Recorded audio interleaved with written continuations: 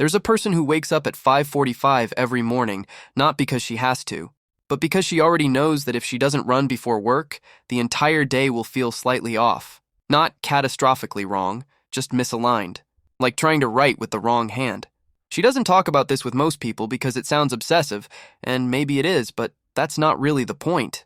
The point is that something in her nervous system settles when she moves, and without it, she's living in a body that doesn't quite feel like hers. This isn't about fitness. It's about something much older and more fundamental in how her brain maintains equilibrium. People who love sports aren't just exercising. They're using their bodies to do something their minds can't do alone. When you move intensely, repeatedly, with focus, you're not escaping your thoughts. You're reorganizing them. The brain doesn't distinguish cleanly between physical regulation and emotional regulation. They're the same system. So when someone says they need to train, they're often saying they need to return to a state where their internal experience feels manageable. The movement creates a kind of order that sitting still can't provide. It's not that they're running from their minds, it's that they're thinking through their bodies, translating psychological noise into something concrete and solvable. A weight either goes up or it doesn't. A mile either gets faster or it doesn't. The clarity is medicinal, and when they don't train, you can see it, even if they don't say anything. There's a restlessness, a low-grade irritability, a sense that everything requires more effort than it should. It's not withdrawal in the chemical sense, but it functions similarly. The body has learned to expect a certain rhythm, a certain intensity, and without it, the system doesn't know what to do with itself. Emotions become harder to locate. Decision-making feels slower. The mind starts chewing on itself because it has no other task demanding its full attention. For these people, exercise isn't an addition to their routine. It's the thing that makes the routine possible. What draws them isn't the result, at least not primarily. It's the relationship with difficulty. Most people avoid discomfort instinctively, which makes sense. That's what discomfort is designed to make you do. But people who love sports have learned something different. They've learned that discomfort, when it's chosen and controlled, doesn't feel like suffering. It feels like information. It tells you where your edge is. It tells you what you're capable of today versus yesterday.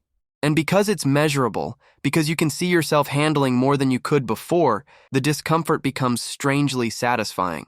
Not in a masochistic way, but in a way that builds trust in your own capacity. You learn that hard things can be done badly at first, then less badly, then almost well. That progression, that evidence, becomes addictive in its own right. This is why they can tolerate setbacks that would break someone else's resolve. A bad workout isn't a failure, it's data. A plateau isn't a dead end, it's part of the process. They've internalized, through repetition, that improvement isn't linear, and that showing up when progress is invisible is actually the only thing that makes progress possible. Most people struggle with anything that doesn't offer immediate feedback. They need to see results now, or they lose faith in the process. But athletes, even recreational ones, have trained their brains to value the process itself. They've learned to find satisfaction in consistency, in showing up, in doing the thing even when it doesn't feel good or look impressive.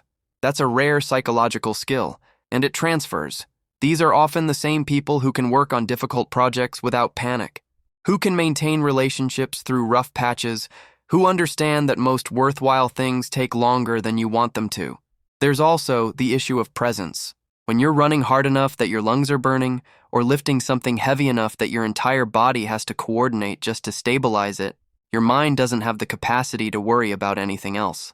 Not because you're suppressing thoughts, but because the task is consuming all available attention. This is one of the only naturally occurring states where rumination stops without effort. You're not trying to meditate, you're not practicing mindfulness techniques, you're just doing something that requires so much of you that there's no room left for self-criticism or hypothetical catastrophizing. And for people whose minds tend to spiral, whose default mode is to replay conversations or imagine worst-case scenarios, that relief is profound. It's not peace exactly, it's more like a very loud silence. The mental chatter gets drowned out by the sheer volume of physical sensation. This creates a feedback loop. The brain learns, when I do this, I feel better.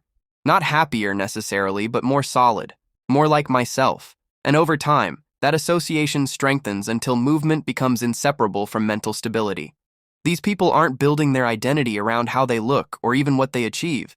They're building it around what they do consistently, and that's a different kind of self-esteem. It's not based on external validation or comparison. It's based on evidence they generate themselves, every single time they show up and do the work. That makes them resilient in ways that don't always show up on the surface. They know they can trust themselves to follow through because they have thousands of repetitions proving it. But here's where it gets complicated, and this is the part that doesn't get talked about enough. When sport becomes the primary tool for emotional regulation, when it's the only place someone feels in control or at peace, it stops being healthy and starts being compulsive. You can see it in the person who can't take a rest day without anxiety, who trains through injury because not training feels more dangerous than the pain, who structures their entire life around workouts to the point where relationships and work become secondary. The line between discipline and rigidity is thinner than people think. And for some, the sport that once organized their mind becomes a cage. They're not training because it makes them feel good anymore. They're training because not training makes them feel unbearable. That's not love, that's dependency. There's also the risk of identity collapse. If you've built your sense of self entirely around being someone who trains, who pushes, who never quits, what happens when you get injured? What happens when life demands something else from you and you can't maintain the same intensity? For some people, that loss feels existential because they've outsourced so much of their psychological stability to a single behavior. And the tighter they hold on, the more fragile they actually become. The healthiest relationship with sport includes the ability to not do it, to rest, to let other parts of life matter just as much. If that flexibility isn't there, if there's panic at the thought of a week off, then the sport isn't serving you anymore. You're serving it. What makes the difference is whether the sport is organizing your life or replacing it. The people who love sports in a way that sustains them are using movement as one tool among many. They still feel things, they still process emotions in other ways, they still have relationships and interests that matter. The sport enhances their life, it doesn't substitute for the hard work of being human. But when it becomes the only thing that makes someone feel okay, when it's the sole source of self-worth or emotional relief, that's when it tips into something else. And the tricky part is that from the outside, both versions can look the same. Dedication and compulsion wear the same clothes. So the psychology of people who love sports isn't just about what draws them to movement. It's about how they integrate that movement into a life that still has room for everything else. The healthiest version is someone who knows that training makes them feel more like themselves, who respects the process and trusts their own consistency, who finds clarity in effort and presence in intensity, but who can also stop, who can rest, who can sit with difficult emotions without needing to outrun them. That balance is subtle, and it shifts over time, but it's what separates someone who uses sport to build their life from someone who uses it to avoid living. If you recognize something in this, if it described a version of yourself you don't usually talk about, leave a comment. I'm curious what this looks like for other people.